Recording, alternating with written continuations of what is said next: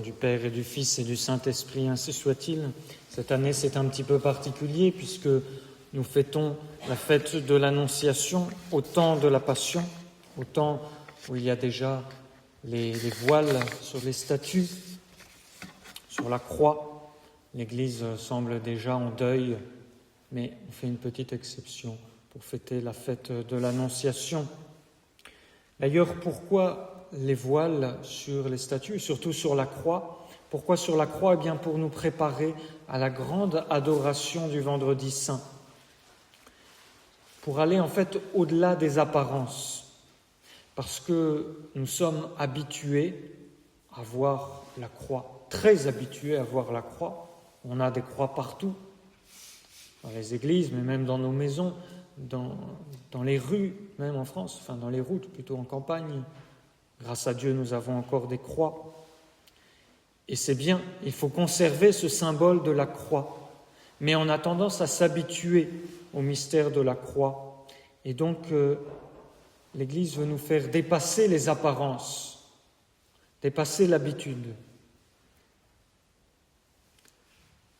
Et même lorsque nous écouterons le récit de la Passion, eh bien, nous serons touchés sensiblement par les souffrances de Jésus.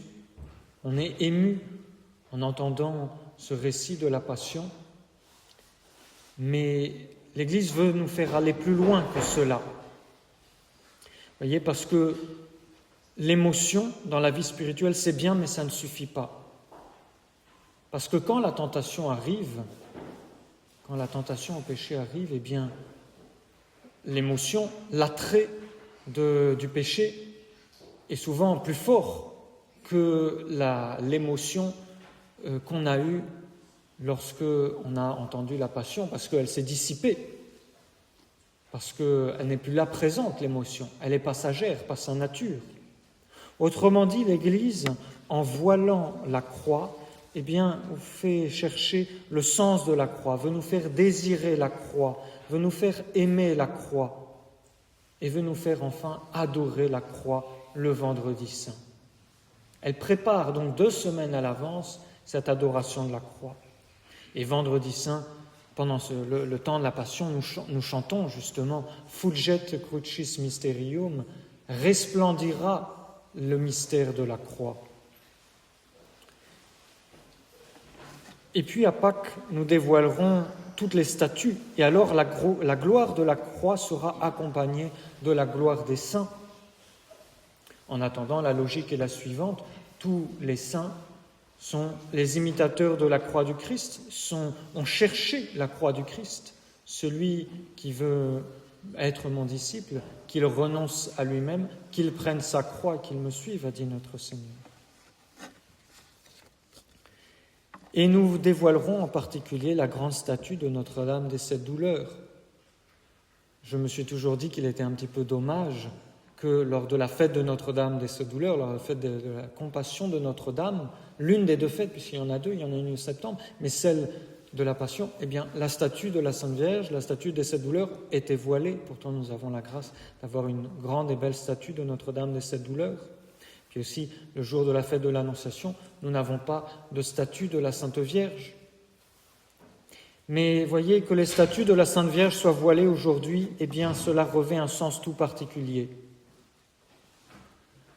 Parce qu'il nous faut aussi désirer voir la Sainte Vierge, désirer comprendre le mystère de la co-rédemption de la Sainte Vierge. Même la Sainte Vierge a désiré la croix, pour revenir à ce que je vous ai expliqué au début. C'était le désir le plus cher de la Sainte Vierge de voir la rédemption s'accomplir. Et voilà que l'ange Gabriel vient dans sa maison de Nazareth et lui annonce que la rédemption justement va s'accomplir et qu'elle est choisie pour participer à ce mystère. Et quand l'ange annonce justement à la Sainte Vierge qu'elle va devenir la mère du Sauveur, la Sainte Vierge ne pense pas aux honneurs, non bien sûr, puisque le mystère de l'incarnation, c'est un mystère d'humilité. La Sainte Vierge ne se dit pas « je vais être une grande femme qui sera au-dessus de toutes les autres ». Non, la Sainte Vierge pense que son Fils, celui qu'elle doit engendrer, eh bien, est destiné à mourir sur la croix. Alors, en acceptant d'être la mère de Jésus, la Sainte Vierge accepte la croix en ce 25 mars. 33 ans plus tard aura lieu la crucifixion jour pour jour, le 25 mars, un vendredi. Alors la Sainte Vierge, lorsque elle conçoit dans son sein son Fils, elle l'aime bien sûr. D'abord, elle accepte la croix. Ensuite, elle aime son Fils et elle aime son Fils en tant qu'il est destiné à la croix. Et enfin, en éduquant son Fils, la Sainte Vierge l'éduque pour la croix.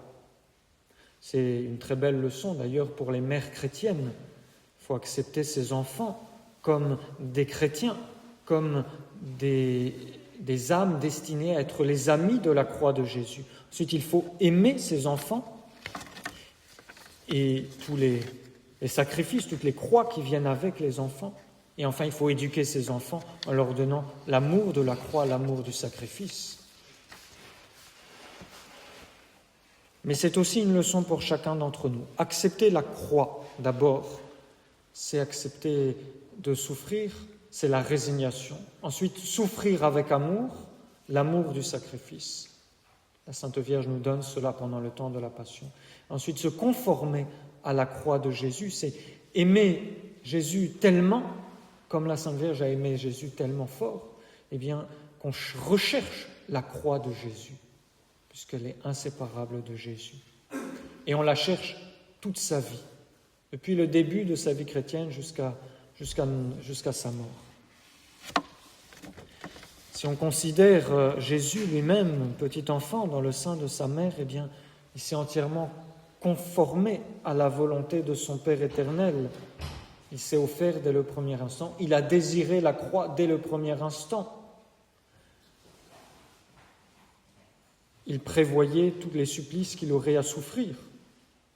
Et à chaque fois qu'un nouvel organe de Jésus était formé, petit à petit, son cœur, sa tête, ses mains, ses pieds, sa poitrine, eh bien, à chaque fois, Jésus, avec la Sainte Vierge, Marie et Jésus, en union tous les deux, ont offert chacun des nouveaux membres du petit embryon qui se formait dans le sein de la Sainte Vierge pour la croix destinée au salut des hommes. Nous devons donc désirer la croix en ce temps de la Passion et demander à la Sainte Vierge de nous aider à désirer la croix, de nous aider à aimer la croix, comme la Sainte Vierge désirait voir son Fils immolé sur la croix pour le salut du genre humain. On peut aussi penser qu'à partir du 25 mars, à partir de l'Annonciation, la Sainte Vierge a désiré voir son Fils. Pendant 9 mois, il a été caché à ses yeux, mais enfin, le jour de Noël, il lui a été révélé. À partir de ce moment-là, à partir du 25 mars, il y a eu un grand désir chez la Sainte Vierge de voir son Fils. On peut aussi également penser qu'au dernier jour de la vie de Jésus, eh bien, la Sainte Vierge a été privée de la présence de Jésus. À partir du lundi saint, déjà, Jésus est avec ses apôtres, il prêche dans le temple, il a des très grandes journées de prédication dans le temple. Ensuite, il s'isole pour prier dans le jardin des Oliviers. Il revient tard à Béthanie pour dormir, et puis ensuite il repart pour aller prêcher au temple de Jérusalem. Puis Jésus va disparaître complètement. La journée du jeudi saint, il va dîner avec ses apôtres, il va s'isoler avec ses apôtres dans le jardin des Oliviers. Et la Sainte Vierge ne va plus voir Jésus que lorsqu'il va ressortir dans les rues de Jérusalem en portant sa croix. Elle verra donc Jésus avec sa croix.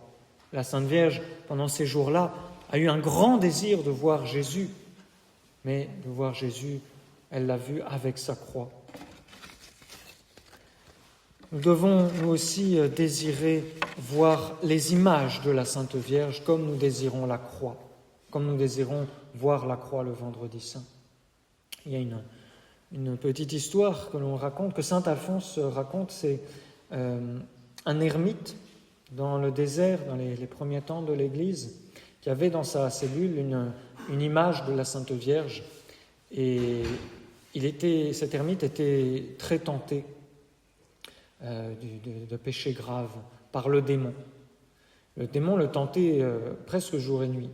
Il a fini par dire au démon, mais qu'est-ce qu'il te faut pour que tu arrêtes de me tenter? Et le démon lui a dit, ah, je peux te le dire, promets-moi que tu le feras.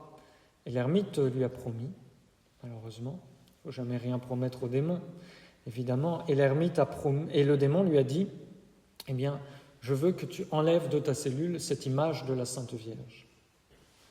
Alors l'ermite était très embêté, et puis il est allé trouver un prêtre pour lui demander ce qu'il devait faire. Et le prêtre lui a évidemment dit qu'il n'était pas tenu aux promesses qu'il avait faites au démon. Et donc, il a gardé cette image de la Sainte Vierge dans sa cellule, et il a ainsi triomphé du démon. C'était tout le contraire, évidemment, de ce que le démon lui avait promis.